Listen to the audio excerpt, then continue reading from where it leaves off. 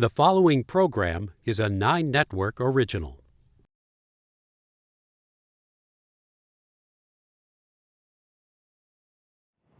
In the years since a white Ferguson police officer shot and killed an unarmed African-American teenager, the relationship between law enforcement and the black community has been under heavy scrutiny.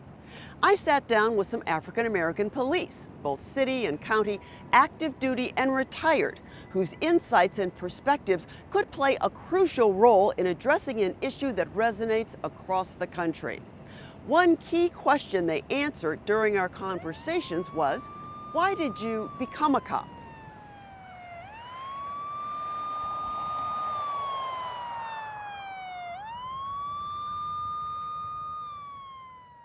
My name is James Morgan. I am a lieutenant in the patrol, so I work in the Central County Precinct. I am currently the second vice president of Ethical Society of Police, which is an organization in St. Louis City. Here we actually adopted that into St. Louis County, and I was blessed and honored to be the president of that organization. I grew up in the inner city of St. Louis. I actually grew up on Union, the 1700 block of Union. You know, our neighborhood had a lot of gangs in it. It was survival for me, you know, walking from the bus stop on Wabata, where there was Wabata Crips, and walking down that 5-10 minute walk to my house between the vice lords and Bloods that lived in that neighborhood, trying to go to school and keep my head on that focus. For me, as a kid, the police would chase us. Actually, we would get chased by the police all the time. Being so closely to Forest Park and those places, that thoroughfare, to the different places where people kind of cruised and played loud music and that type of stuff, you know, we became the target. I was blessed enough to go through the DSEC program.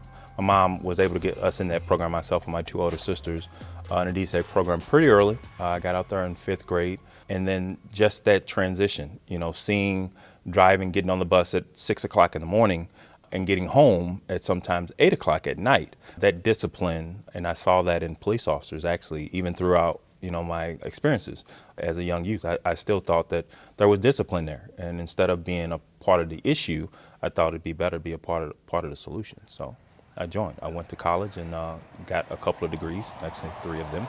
Got my master's, and here I am. Ray Rice. I'm a lieutenant with the St. Louis County Police Department. And I started back in July of 1996. Back in 1988, a good friend of my father's, we considered him our uncle, won the Illinois State Lottery.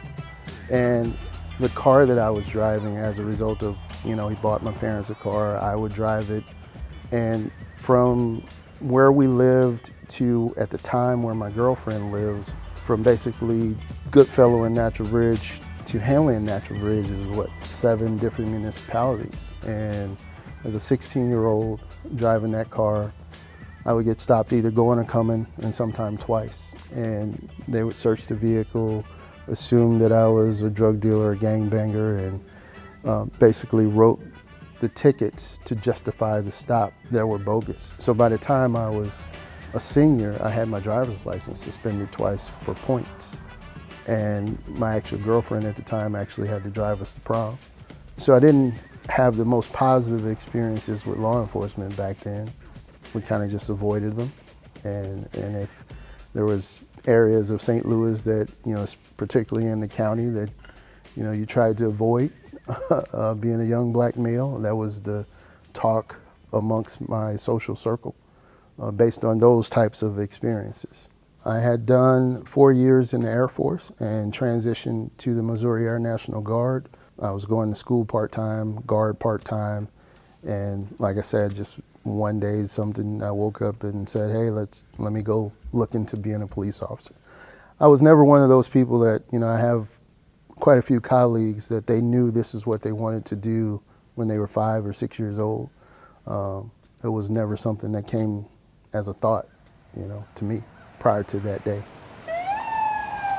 I am a St. Louis City Metropolitan Police Department sergeant. I've been on the police department since 9/11 of 2000. I'm currently working as a detective sergeant in the Night Watch Homicide section. and I'm the president of the Ethical Society of Police.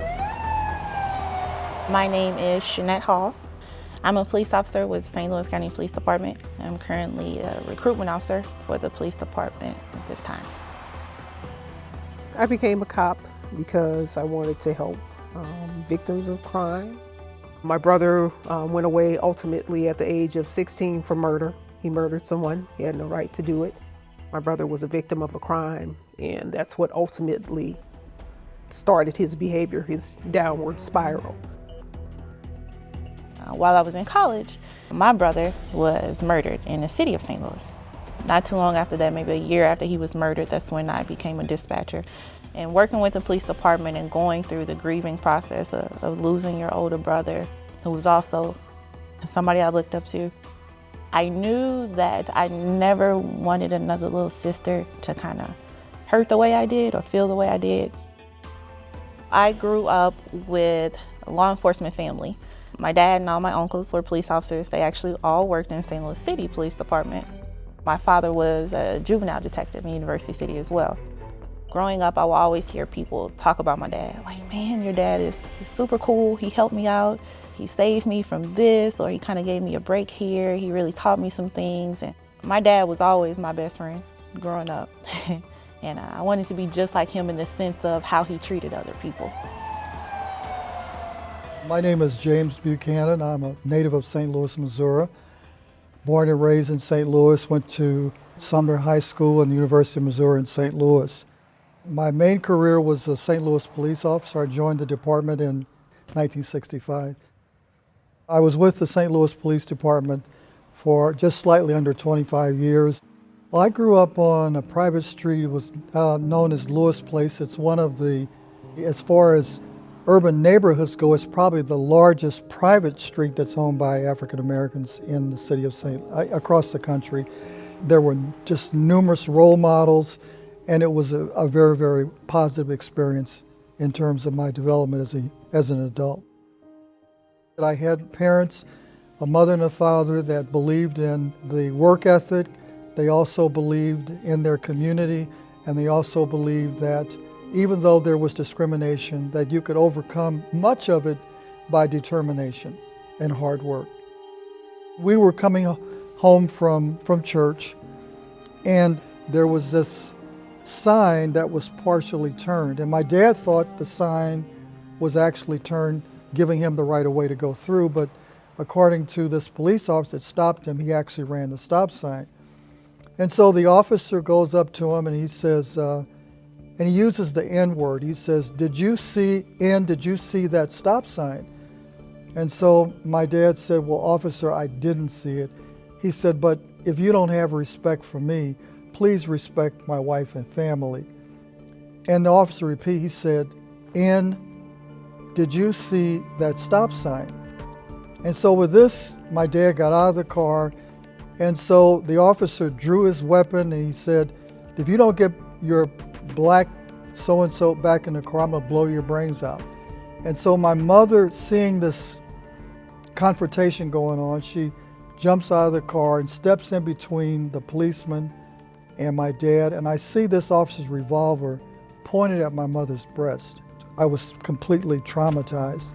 And so my mother said, Jimmy, please get back into the car so that we don't wind up having a tragedy. And I guess my dad, seeing that there was a situation that there was no possible way to communicate anything that was going to negotiate with this officer, he got back in the car. The officer charged him with resisting arrest, and he had some blood pressure medication in his pocket. He was charged with possession of controlled substances. He was arrested, and it was a mess. And of course, when they analyzed the medication, they found it was prescription medication, and the charges of resisting arrest were thrown out. And I said, you know, maybe if I became a police officer, I could contribute in a way that would not happen, at least in the community that I was patrolling. And so my parents wanted me to go to law school, and I said, well, the closest thing you're going to get to law is going to be being a police officer. I've been called a nigger by white and black people. I've been called a sellout by my people. Is it right? No, it's wrong. It's absolutely wrong. I think you've been misunderstood by the community. I think I have been misunderstood. I think sometimes we're all labeled to be something just based off of our appearance and our occupation. But from the standpoint of our community, growing up poor, growing up with an aunt who was killed by law enforcement here, growing up with a relative who was a law enforcement officer and having two other relatives who are law enforcement officers now, losing law enforcement friends who were good friends, and my husband's best friend died in the line of duty here. And also being in this position, being from the outside and the inside, there are a lot of variables that are present, and it's a history there. And we're disconnected because we've had so few people within our police department try to make that connection. And, so yeah, sometimes it is. Sometimes I have been called a sellout. And does it hurt? Yeah, it does. But do I know internally what I'm doing for the very people that may not understand why I want to be in law enforcement? Because I couldn't imagine this place without minorities. There is nothing that we can gain by not having minorities that have the ability to tell someone what it's like to be a Hispanic officer, to tell someone what it's like to be a Bosnian officer, or an African American, a female in a position. So we have to have minorities within here to tell the stories and to show those within our police department what our culture is and why we do things differently culturally, and what that history is about. So my beat was probably 6 minutes from where I grew up. So oftentimes I would run into people I went to high school with, or neighbors, or even other family members from time to time. So my experience with the community, it wasn't that bad. Like I said, I'm a real big communicator. I'd much rather be with people sometimes than my coworkers sometimes. So at any given moment, you can probably see me sitting on somebody's porch, interacting with the community, just building trust and getting to know what's going on, stopping by, going to the school, and seeing the kids that were a lot more cheerful than I was at 7 o'clock in the morning as they were going to school. So that side of it was very positive. And there was the other side that was not so positive. It's a little bit different being a female, being a black female. When you interact with people, sometimes what you would find is some of your more violent offenders or people who comes off with this violent mentality, as soon as they see a woman, they kind of calm down a little bit. So that kind of worked a little bit in our advantage as being a female police officer. And then sometimes it didn't. Sometimes it was completely opposite. They would try you just because you were a woman out there. They would say certain things to you, very demeaning things, just because you were that female. Even when I arrested people, I would even have conversations on the way to the Justice Center where we would drop people off, and our conversations would be pleasant because they understood after a while, like, yeah, hey, I messed up, and hey, yeah, you messed up, and you have to be accountable, be held accountable for this, but these are some of the things that you can do afterwards. Yeah, you have to go to jail now, but this is what you can do when you come out. This is what you can do. You have to make sure you go to court, all these different things. So my interaction has always been pretty decent for the most part. No one calls you because they want to talk to you and say good job, or they're calling you at their lowest moments and realizing that people were in the middle of a crisis every single time they called.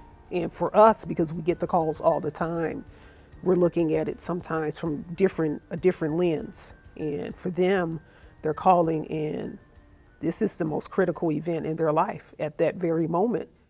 Their son is not behaving, or their car has been stolen. They've been a victim of a robbery, victim of a sex crime.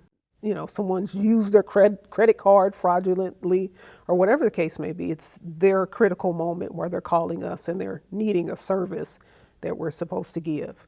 And I quickly learned and understood that. And I had some good coworkers around me, females and males, and that kind of mentored me a little bit. And I learned quickly, how to do the job. And sometimes I do wish that people in our community from all walks of life had an opportunity to walk in our shoes, to do ride-alongs and see what we did every day. We are in the community a lot. We actually do a lot of community engagements. We try to give back to the community as much as possible. Try to do things like this, actually be available for conversation, for the community to be able to ask those hard questions. And we're not running from those questions. We answer them, and we answer them pretty truthfully, I think. So that role has been great. I was in the academy for a little while as an instructor, so I had the ability to kind of touch some officers along the way, just to kind of give them a perspective that's different than what they see every day. I was in a convenience store in North County, and having to fight pessimism when people approach me. And some of it is being on guard, because you never know. A young man, early 20s, approached me, and I wasn't sure why he was, but my initial thought process is, okay, what is he going to say that, but he asked me, did I know where bus stop 76 was? And he was dressed in his fast food uniform. And so I asked him, where did he work? He told me at a fast food place not too far from where we were, and I told him I'd take him to work. So on the way to taking him to work, I engaged him in conversation about what his future goals were. So he said he hadn't really figured it out yet. So I asked him, had he ever thought about the military? He says in his initial response was, not really, because I don't want to go to anybody's war. And so a lot of times young people don't really know their options, right? And that's a misconception based on media. All you see is the combat side of the military. But as I was explaining to him, there's so many other career fields that you can gain the training from to actually start out in a place to build a career versus just having a job. So as we're going to the fast food place, we just happen to be on route that would pass a recruiting station. So I told him he could stop here if he ever was going to work early, but something told me that I might as well take the opportunity now. And I said, well, how about we stop now? So we stopped at the recruiting office. I walk in and to the Air Force recruiting. I'm an Air Force vet. And I discussed with the recruiters. I have a young man that I believe, just on that, short trip, you could tell that he had a good soul and wanted to do positive things. So they sat him down. They had the discussion about the initial processing part. Long story short, he signed up to join the Air Force, and he'll be headed off to basic training in September. So it's those little things, I think, that I hope to have a lasting impression that he saw me as, for that moment, or at least this point in time, as not being the enemy based on the uniform I have on. So those are the things that I try to do. In the early to mid 20th century, getting a job in the St. Louis Police Department depended largely on your connections. And if you were African American, it was helpful to be connected to political operative and nightclub owner Jordan Chambers. In his day, Chambers wielded considerable clout long before the civil rights movement of the 1960s. You'll hear more about him in a moment. We resume with a look at a few African American pioneers in the department, along with the agency's link to an infamous chapter of American history.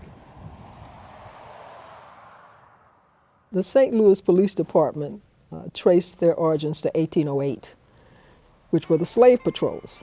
And it was really like a draft, like selective service. All white men between the ages of 18 and 60, except paupers, clergymen, and invalids, were subject to this draft, more or less, that you had to serve. And it was uncompensated. You didn't get paid. And if you refused, you were fined a hefty sum, which was, at that time, was $1. We're talking about 1808. That was a lot of money in 1808. So you had men that probably were not slave owners, but were still invested in the slave system and were supporting and really complicit in the enslavement of African Americans. So all segments of society were invested in this system, not just the slave owners. Slave states, all slave states had slave patrols, and of course Missouri was a slave state. St. Louis had a slave population, a small slave population, but we were a major slave trading hub. So there were lots of blacks coming in and out of the city all the time. And of course, we were on the Mississippi River, lots of steamboat traffic. A lot of seamen were African American. A lot of times they were free African Americans, which posed another problem. So you had these African Americans enslaved, free, and coming in and out of the city. And you wanted to control that population. And you control that population with slave patrols. State Representative Alan K. Green. I've had a distinguished career in many different facets. I've been blessed from probation and parole to being a police officer, St. Louis police officer. When I first came on, which was in the later 80s, I received a phone call saying, would you be interested in doing this documentary on the history of black police officers? And I said, yes. Hello, I'm Officer Alan Green with the St. Louis Metropolitan Police Department. That was supposed to be for a Black History Month project. We went back into the archives. We started thinking about, again, the individuals that came before us. And so we went all the way back to the first police officers that were on board. Basically, it was about 3 officers. They got assigned, they got hired, and they weren't able to use or wear a uniform. They put them in plain clothes, and then they put them out on the street, and they basically assigned them to the African American community, and no one knew they were police officers. No one. They didn't have the arrest powers to arrest a white person, but they could arrest African Americans. That's strange in itself because immediately they were detectives, but no one really knew about it. And so when you look at the history of that and how we were incorporated into the police department, it's strange when we look at it in 2019 now. But that is our beginning.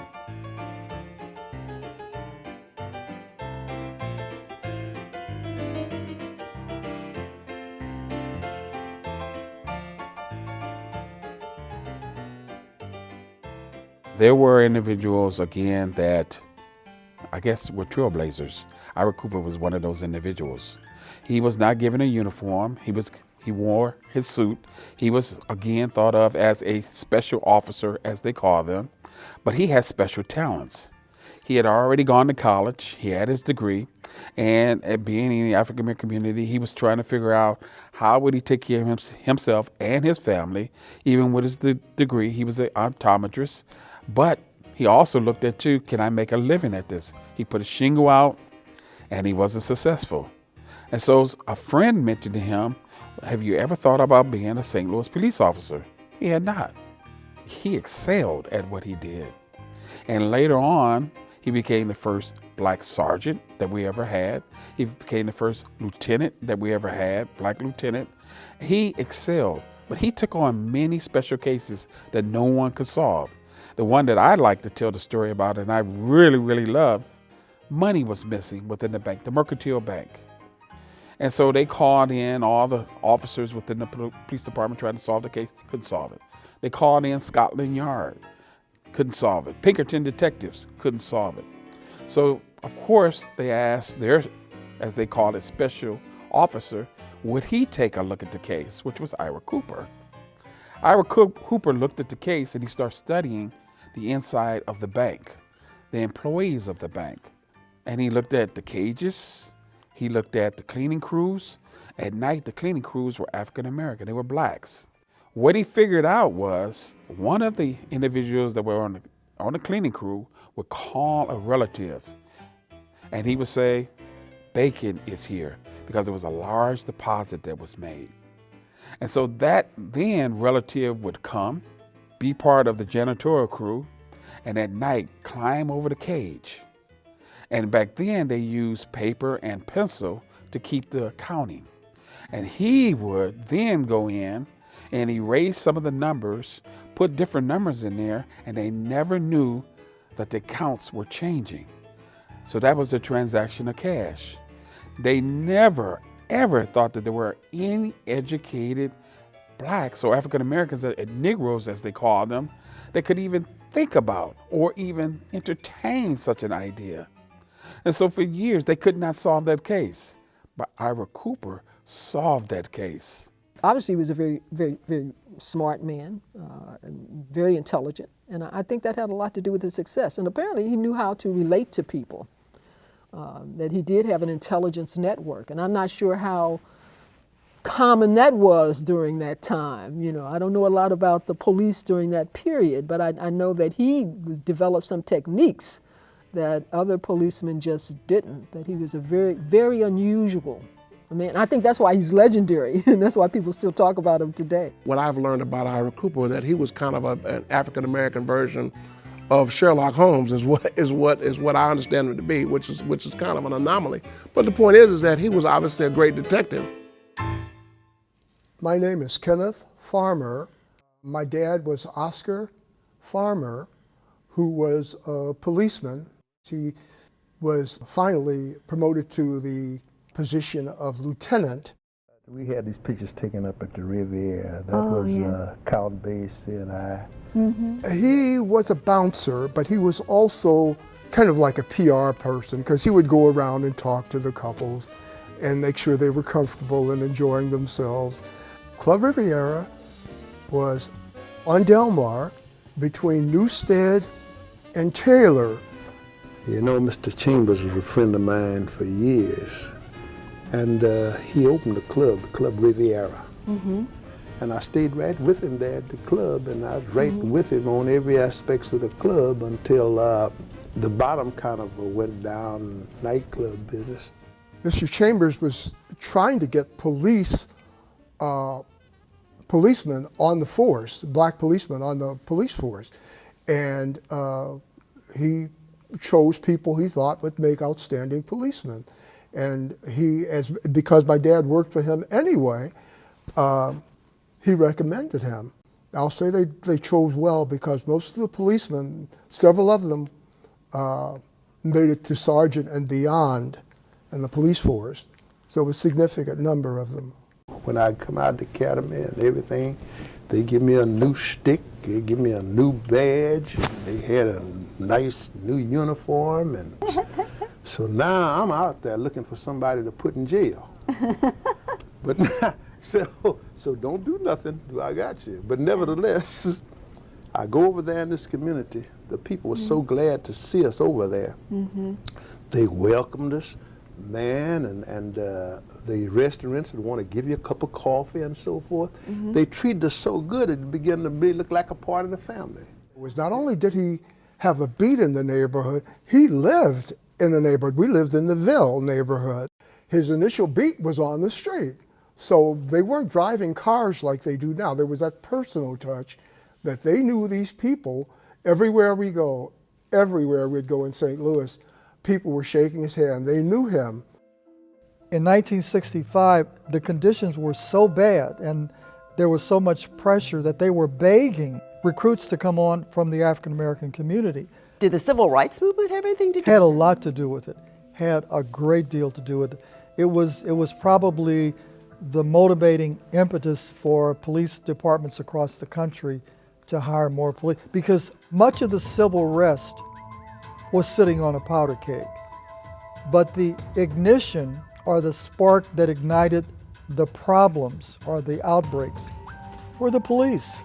It was something the police did that always caused the match to be lit and thrown into the powder keg and the explosion. So the reason was that if we begin to put more black police officers on our department, perhaps they will be able to curb some of the strife that we have and bring a better relationship. I was one of the first officers that was transferred to South St. Louis. And when I got there, the officer said, "Well, James, we hope that you don't ever need any help, because if you do, you're going to be in serious trouble because we're not coming to help you." And they said this, and I knew they were serious. I was only one black officer in an entire district. Fortunately for me, there was a lady that had a funeral home. She was black, and she was very, very, very community conscious. And they had a great big celebration when they says, a black police officer is coming to the 3rd, and we're going to really support him. Her son was a deputy sheriff, and at the time, you could tune in on the radio frequency on the police department with just one of these radio tuners. And they actually patrolled the area that I patrolled. And there were several times that I got into trouble, and the community showed up as my backup. That saved my bacon on several occasions. If it had not been for them being there, I would not have made it. And then when the rumor got out that I had an army behind me, then nobody else messed with me after that. And the guys started coming to help me because it started to look bad, that this army was coming to support me, and my police colleagues were somewhere, in Netherlands not showing up. There was a man by the name of Theodore McNeil. He was the first African-American president of the Board of Police Commissioners.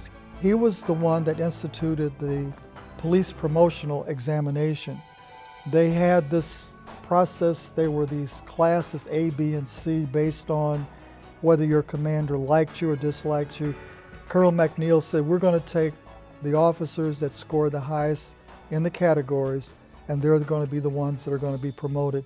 And we're not going to make subjective determinations about classes.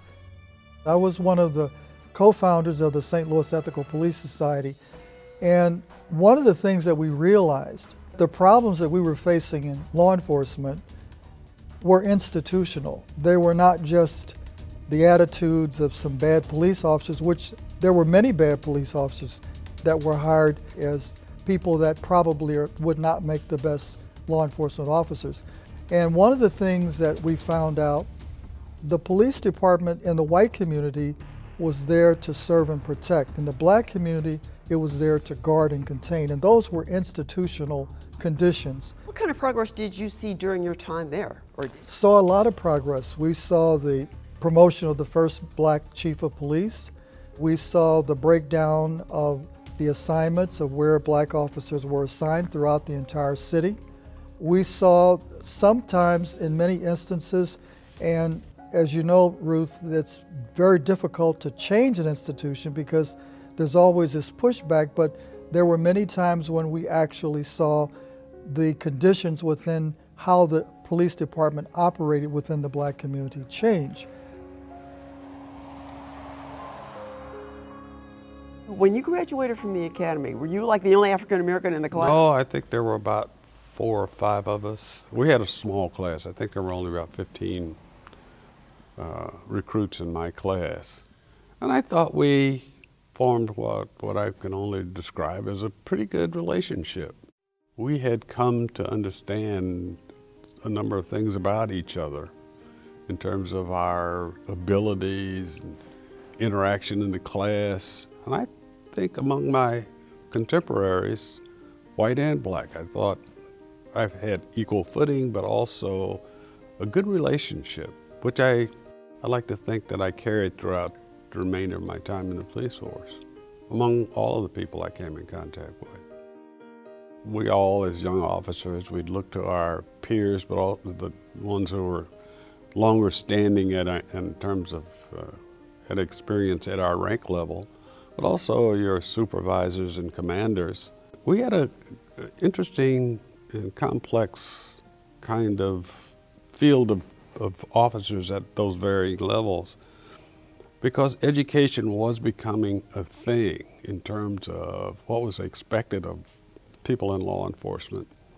And certainly we saw it in the federal agencies and some of the state agencies, where in the FBI, for instance, you had to have a minimum of a baccalaureate degree to be appointed as an agent. And so I got to work with a number of FBI agents, one of whom became a very close friend of mine. And that sort of helped me through the process of understanding what I needed to do. I was the something called the secretary to the police board. I'd been given that assignment as a major, the first African American to do that. And I was quite comfortable in my job. Once there for some 7 or 8 months, I was promoted to lieutenant colonel or deputy chief. I thought, how good can it get? I was driven to do the best I could all the time. I knew I was under a microscope. You know, that the first, for better or for ill, are looking to see whether or not you're going to measure up. So it was important that I did that, because I believed that I didn't just carry that goal of being a top performer for myself. I felt that whomever followed me, men, women, black or white, they were going to look at what it was I did in terms of whether or not I was a good performer in the role of chief of police. So I did my best. My sister joined the police department about a year ahead of me. I was in college and trying to figure out what I wanted to do. And I think my father just wanted to get both of us out the house. So he said, "You're interested in law. Maybe police work would be something you could do, and then you could finish school at the same time." And then my sister had already joined the police force. So I decided to leave UMSL in my junior year and start the police academy. You know, all of these leaders within the police departments who were African American, we lived in the same neighborhood. These were people that, you know, I knew for many years and saw me grow up, who I had the opportunity to leverage their experience. And then later on, you know, as I met my wife, Chief Henderson was a great mentor to me. Our system is based on a diverse amount of people coming forward to really keep our community safe. I mean, you've got to have a very wide-ranging perspective if you're going to police a community. I mean, everybody has value in trying to help the organization understand the complexity of the cultures, the people, the ethnic groups that you're working with. And oftentimes there's no one right approach to addressing certain things or working with particular people. So you need that diversity of thought to, I think, to have a robust system. I was accepted to Washington University. I was originally a pre-med major. I quickly learned that I was not going to be dedicated enough in chemistry and biology to stay up all night studying. And you do have to take quite a bit of math in the pre-med program. So when I changed majors, I resorted to math because I had several credits in the math area. So I went on to get a math degree, but a buddy of mine mentioned and noticed that I had dabbled in some military style things. He was aware of the fact that I had been in ROTC. And so he says, "Man, I see you keep dabbling in military stuff. Have you ever thought about the police department being the local military?" And I had not thought about the police department being the local military, but when he said that, kind of a light bulb kind of went off in my head as, you know, maybe he's on to something. That was 32 years ago, and I'm still here and I still enjoy the job. I think one of the most fulfilling aspects of the job is that when you talk about addressing menaces in the neighborhood, and a lot of times it's persons. So you're addressing a menacing person in the neighborhood, and what I think one of the most rewarding things about police work is the fact that you, as an officer, have the authority to do something about that menacing person today, in fact. You know, if I can catch this person in some of his or her menacing activity today, I will be able to make the quality of life of many improved. My neighborhood was a Penrose neighborhood. In the third grade, most kids had their house key on a string, on a piece of yarn. I would walk from school to school by myself in the third grade. We walk with your friends, but no parental, no adults, nobody watching out for us. I would walk from school to school to my home, and I would sit there. My mother was a school teacher, so she'd get home about 20 minutes after me. But I was allowed to sit there and watch Gilligan's Island until she came home. That would really be unheard of now for somebody to walk, some 9-year-old walking 4 or 5 blocks. So it was a different time. Certainly when I got a chance to work over there as a sergeant, I got a chance to work in the neighborhood that I grew up in. In many ways, I was trying to, when I became a sergeant there, I was trying to bring back what I knew that neighborhood to be when I was growing up in the 70s. In the 80s and the 90s, it was not the same place. when you run into some of the teens in the neighborhood acting up, well, I knew some of the parents. I knew some of the grandparents. So that was a tool for me. When I knew people in the neighborhood, so I wasn't considered I wasn't considered in any way an outsider. I'm an insider, and hey, I'm not only I'm an insider, I'm an enforcer. And so I'd get a lot of phone calls from friends of mine who still lived in the neighborhood about some crime challenges on several blocks that I used to frequent. So I think that in that case, in that sense, it was advantageous. There was already kind of probably a disconnect between the community and the police because they're focused on numbers.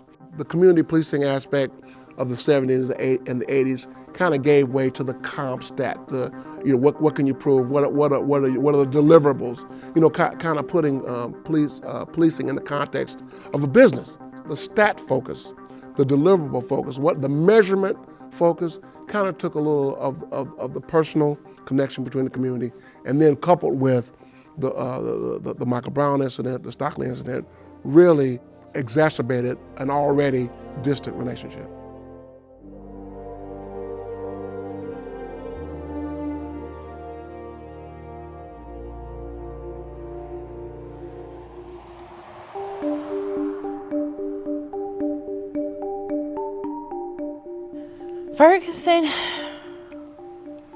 Ferguson was hard. Oftentimes what I think, it's a little bit different than what your average police officer may look at it. You ask them about Ferguson, they say, oh yeah, you have an individual who had an interaction with Michael Brown, had an interaction with Officer Darren Wilson, and this was the outcome. And they always speak about the legality of the incident, but nobody ever really speaks about, from an officer's perspective sometimes, how difficult it was. Because on one hand, it was very painful to see what a group of people, whether it be Fergusons or minorities, African Americans, were dealing with, because I understand their frustration. I understand that the mistrust that's come after years and years and years between African Americans and law enforcement. I completely get it. And then at the same time, I was firsthand witnessing a community that was literally burning. It was very hard, because I just wanted to help. That's all I wanted to do. And at the time, as a police officer, my job was to stay there. And we had different direct orders daily. That was my job. But I just wanted to help on a mass so much more than what we were doing. The one thing that stands out the most is being in Ferguson and being on the line and holding our stick and shield. And I was the only black person on my line, where we were the only black police officer. And this guy came up to me. He's like, "You're supposed to be on my side. Like, you're supposed to be over here. You're supposed to be on this side. You're supposed to take that shirt off." And he yelled some curse words at me, and it was all kind of names and all kind of stuff. And he was literally sitting there, like, pointing his finger, like, "You're supposed to be over here with me." I'm like, "What do you mean?" Like, of course we couldn't say anything. I'm like, "What do you mean?" That hurt my soul. We lost a lot of friends. I know I did. Well, I guess they weren't friends from the start. You're talking about on social media, so many people I deleted because they didn't get it. They didn't get why.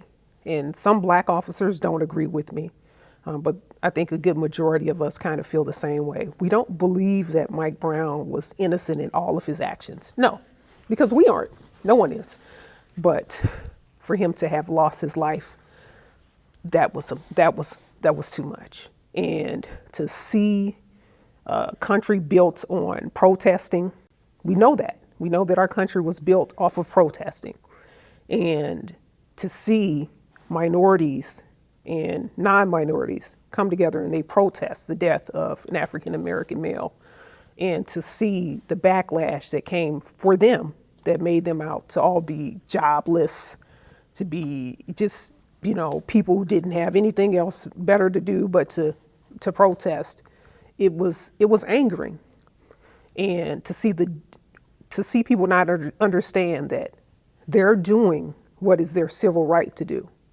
There was a lot of what was in front of the camera, and then what was happening when people could get up close to you and make comments about family and killing people, and those things that never really got talked about.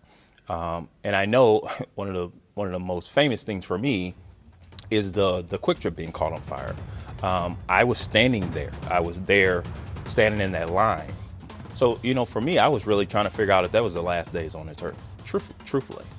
We were being shot at from the front and shot at from the back, and we were standing on that bridge leading to the Quick Trip, and it was going up in flames. So those memories are very vivid for me, and we basically lived down there from 2014 till 2016. Maybe it started to peter out a little bit, and then the Jason Stockley situation came along, and we relived it again.